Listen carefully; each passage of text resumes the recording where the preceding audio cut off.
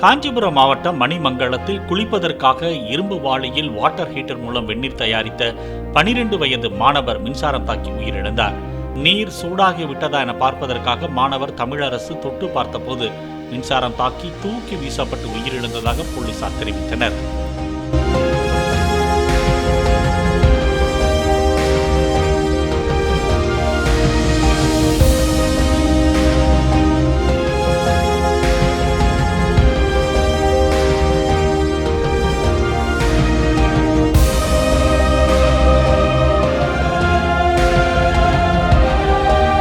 Play store மற்றும் app ஸ்டோரில் இருந்து பாலிமர் செயலியை QR கோடு மூலம் பதிவிறக்கம் செய்யுங்கள்.